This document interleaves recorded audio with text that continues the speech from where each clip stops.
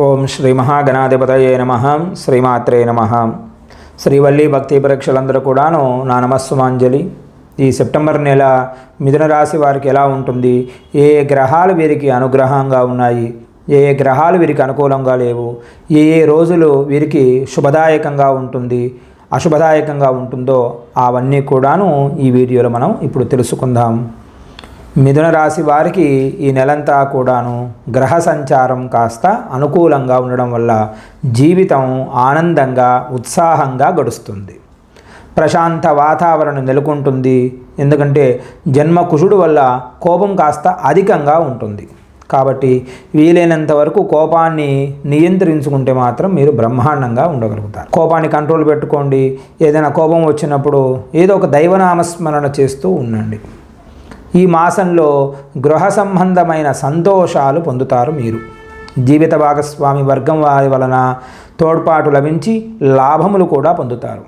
ద్వితీయ వారంలో అనవసరమైన పనులకు ధనం వృధా అవుతుంది. కాబట్టి ఆ విషయాన్ని కూడా మీరు గుర్తుపెట్టుకొని అవసరమా అనవసరమా తెలుసుకొని డబ్బు ఖర్చును పెడితే మాత్రం ఎలాంటి ఇబ్బంది ఉండదు. కోరుకున్న విధంగా నూతన వాహనాలు కొంటారు. ద్విచక్ర వాహనాలు కొంటారు, చతుశ్చక్ర వాహనాలు, కార్లు అలాంటివి మంచి లగ్జరీ కార్స్ కూడా కొనే అవకాశాలు కనబడుతూ ఉన్నాయి. సంతాన సంబంధమైన శుభవార్తలు వింటారు. సంతానం ఉన్నత స్థితి చేరుకుంటారు. వారు ఏదో ఒక ఉద్యోగం రావడం కానీ లేదా వారికి ఇంక్రిమెంట్లు పెరగడం కానీ సంతానం ఆనందంగా ఉండే విషయాలను మీరు ఈ మాసమంతా కూడా వింటారు. ఈ నెల 16 నుండి కాస్త బయట గొడవలు పడి వాతావరణం అంతా కూడా కనబడుతూ ఉంది. పూర్వం చెప్పిన విధంగా గొడవల విషయంలో కాస్త జాగ్రత్తగా ఉండండి. వాహనాలు యంత్రాల వల్ల ఇబ్బందులు ఎదురయ్యే అవకాశాలు కనబడుతూ ఉన్నాయి. ఖర్చును నియంత్రించుకోవాలి. వ్యాపారులకు పోటీతత్వం పనికిరాదు, దానికి దూరంగా ఉండండి.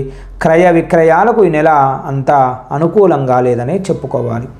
రియల్ ఎస్టేట్ రంగం వారికి కాస్త ఇబ్బందిగానే ఉన్నది. కాబట్టి రియల్ ఎస్టేట్ రంగం వారు ఇప్పుడు కొనడం అమ్మడం కాస్త ఆచితూచి వ్యవహారం చేయండి. వాటిని వాయిదా వేసుకుంటే అసలు ఇబ్బంది ఏమీ లేదు, బ్రహ్మాండంగా ఉందనే చెప్పాలి. కెరీర్ పరంగా ఈ మాసమంతా కూడాను కాస్త ఇబ్బందిగానే ఉంటుంది. ఎందుకంటే రాహు ఈ మాసంలో 10వ ఇంట్లో ఉంటాడు. మీరు ప్రతిదీ వేరే విధంగా చేయాలనుకుంటారు. మీరు ఒక రకంగా అనుకుంటే జరిగేదంతా కూడా ఒక రకంగా ఉంటుంది. దానివల్ల కొన్ని అంశాలలో మీకు విజయం లభిస్తుంది, కొన్ని విషయాల్లో అది మీకు ఇబ్బందిని కూడా కలిగిస్తుంది. కాబట్టి అన్నిటికీ మీరు సిద్ధమై కూడా ఉండాలి, ప్రిపేర్ చేసుకునే ఉండాలి. ఏం జరిగినా కానీ పర్వాలేదులే, చూద్దాములే అని అనుకున్నట్టుగా ఉంటే ఎలాంటి ఇబ్బంది ఉండదు. అధికారుల వలన ఒత్తిడి పెరిగిపోతుంది. కాబట్టి సరళమైన మార్గాన్ని ఎంచుకొని కష్టపడి మీరు మనస్ఫూర్తిగా పనిచేయాలి. తోటి ఉద్యోగులతో అభిప్రాయ భేదాలు కూడా ఎదురవుతాయి. కాబట్టి వారితో మీరు సఖ్యతగా ఉండడానికి ప్రయత్నం చేయాలి. మీ తోటి ఉద్యోగస్తులతో వారితో ఏదైనా విభేదాలు పెట్టుకుంటే దాని వలన పర్యావసానం కూడా మీకు కాస్త గట్టి దెబ్బగానే కనపడుతుంది. కాబట్టి అందరినీ ఫ్రెండ్స్ లాగా ఉండండి, ఇబ్బంది ఏమీ ఉండదు. అదేవిధంగా తృతీయ వారంలో సామాన్య ఫలితాలు ఉంటాయి, పెద్దగా చెప్పుకోదగ్గ ఫలితాలు ఏమీ లేవు. 4వ వారంలో ఉద్యోగులు వారి స్థానచలనం కొరకు చేయు పనులు లాభిస్తాయి. మీరు ట్రాన్స్ఫర్స్ గట్రా పెట్టుకోవాలనుకుంటే 4వ వారంలో ప్రయత్నం చేయండి.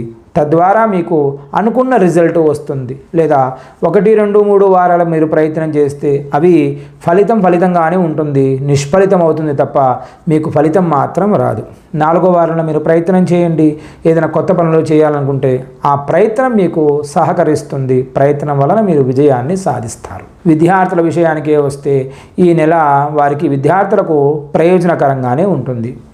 ఈ నెల మొదటి భాగంలో 5వ ఇంటికి అధిపతి అయిన శుక్రుడు, 4వ ఇంట్లో రాహువు కేతువులతో పాటు కుజుడు మరియు బృహస్పతి ప్రభావంతో మీ ఏకాగ్రతకు నిరంతరం భంగం కలుగుతూనే ఉంటుంది. విద్యార్థులకు చదువుదాము అంటే ఏదో ఒక డిస్టర్బెన్స్ జరుగుతూనే ఉంటుంది. కాబట్టి ఏదేమైనా మీరు విద్య యొక్క ప్రాముఖ్యతను అర్థం చేసుకొని మీరు మీ విద్యపై దృష్టి పెట్టాలి. విద్యకు ఎలాంటి ఏదైనా ఇబ్బంది కలిగినప్పుడు ఏదైనా సరే వదిలివేయడానికి మీరు సిద్ధంగా ఉండాలి. అంతే తప్ప విద్యను మాత్రం పక్కకు పెట్టవద్దు విద్యార్థులు. ఈ విషయం తల్లిదండ్రులు కూడా చూసుకోవాలి. మీ అబ్బాయి ఎలా ఉన్నాడు ఏమిటని ఎప్పటికప్పుడు మీరు ఆరా తీస్తూనే ఉండాలి, లేదా మీరు కూడా చాలా ఇబ్బంది పడే అవకాశాలు కనపడుతూ ఉన్నాయి. అంతేకాకుండా సెప్టెంబర్ 18న శుక్రుడు 5వ ఇంటికి అధిపతి అయిన తన రాశి కారణంగా శక్తివంతమైన స్థానంలో ఉంటాడు. ఇది మీకు విజయాలను అందుకుంటారు, కొత్త కొత్త పనులు చేయబడతారు, కొత్త కొత్త విషయాలను తెలుసుకుంటారు. తద్వారా మీరు ఫైనాన్షియల్గా బ్రహ్మాండంగా సెటిల్ అవుతారు. కుటుంబంలో కొన్ని ఒడిదుడుకులు కూడా కనబడుతూ ఉన్నాయి. ఈ నెలలో పరస్పర అనురాగంతో ఉంటారు, కానీ ఈ నెల ప్రారంభంలో బుధుడు 2వ ఇంట్లో ఉంటాడు. కాబట్టి ఇది మీ కుటుంబం అంతా కూడా ఏకం చేయడంలో కీలక పాత్ర పోషిస్తుంది. ఏదైనా గొడవలు జరిగినప్పుడు కానీ, ఏదైనా ఇంటిలో సమస్య వచ్చినప్పుడు అందరూ ఏకమయ్యి మీకు సపోర్టుగా నిలుస్తారు. మీ కుటుంబము మీకు ఖచ్చితంగా ఒక స్థానాన్ని ఇచ్చిందని చెప్పాలి. మీరు మీ కుటుంబంతో జాగ్రత్తగా చూసుకుంటే చాలు. అదొక్కటి మాత్రం మీరు గుర్తుపెట్టుకోవాలి. మీ కుటుంబంలో ఆనందాన్ని ఎప్పుడూ కూడా వారు అలాగే ఉంటారు, మీరు కూడా ఎప్పుడు కూడా ఏదో ఒక విధంగా ఆనందంగా ఉండడానికి మీరు ప్రయత్నం చేయాలి. కుటుంబంలో ఎవరైనా తప్పుగా మాట్లాడే వ్యక్తులు కూడా ఉంటారు. కాబట్టి మీరు మీ కోపాన్ని వైఖరిని తగ్గించుకోవాలి, లేదంటే అది సమస్యలకు దారితీస్తుంది. కాబట్టి మిథున రాశి వారు కాస్త కోపాన్ని తగ్గించుకొని మీరు ఏ పని చేసినా మంచిది. లేదా ఇంటిలో కానీ, వ్యాపారంలో కానీ, ఉద్యోగంలో కానీ, మీరు ఎక్కడైనా కానివ్వండి, మీరు కాస్త కోపంను తగ్గిస్తే మాత్రం అన్ని పనులు మీ దగ్గరకు వస్తాయి. మీరు కోపంతో ఏ పని చేసినా కానీ అవి మీ దగ్గరికి రాకపోగా అందరూ కూడా శత్రువులై మిమ్మల్ని ఇబ్బంది పెడతారు. కాబట్టి కోపాన్ని అవకాశం ఉన్నంత వరకు కోపాన్ని తగ్గిస్తూ మీరు ప్రయత్నం చేయండి. ఖచ్చితంగా ప్రతి విషయంలో మీరు సక్సెస్ అవుతారు. అంతేకాకుండా భార్యాభర్తల మధ్య అన్యోన్యత లేకపోవడం వలన అభిప్రాయ భేదాలు కూడా ఏర్పడే అవకాశాలు కనబడుతూ ఉన్నాయి. కొంచెం ఒకరినొకరు కూడా మీరు అర్థం చేసుకోవాలి. భార్యాభర్తలు అర్థం చేసుకొని సర్దుకొని పోతే మాత్రం అన్నీ సవ్యంగా సాగుతాయి. లేకపోతే మూడో వ్యక్తి వచ్చి మిమ్మల్ని ఇబ్బంది పెట్టే అవకాశాలు కూడా మిమ్మల్ని కనబడుతూ ఉన్నాయి. అంతేకాకుండా మీ ఆర్థిక స్థితి ఈ నెల మిశ్రమ ఫలితాలని కలిగి ఉంది. బృహస్పతి ఈ నెలంతా కూడా మీకు 12వ ఇంట్లో ఉంటాడు. కాబట్టి దానివల్ల మీరు ఖర్చులు ఎక్కువగా అవుతాయి. ఖర్చుల మీద కాస్త శ్రద్ధ వహించాలి. మీకు ఖర్చు ఎక్కువగానే ఉంటుంది, కాకపోతే ఖర్చులు చేయడం వలన కూడా మిమ్మల్ని సంతృప్తికరంగా ఉంటుంది. నేను పలానా దానికి ఖర్చు పెట్టాను, అయినా సరే నేను నా సహకుటుంబం అంతా కూడాను ఆనందంగా ఉన్నామని మీరు చెప్పుకోవచ్చు కూడాను. అదేవిధంగా ఆరోగ్యపరంగా ఈ మాసం అంతా కూడాను నిరారంభంగా ఉంటుంది, కాస్త మధ్యస్థంగానే ఉంటుంది. దీనికి కారణం మీ రాశికి అధిపతి అయిన బుధుడు మంచి స్థితిలో ఉన్నాడు. ఇది మాస ప్రారంభంలో 2వ ఇంట్లో ఉంటుంది. తర్వాత 4వ తేదీ నుండి మీ 3వ ఇంట్లో సూర్యుడితో కలిసి ఉంటాడు. ఆరోగ్యపరంగా అటు ఇటుగా ఉంటుంది.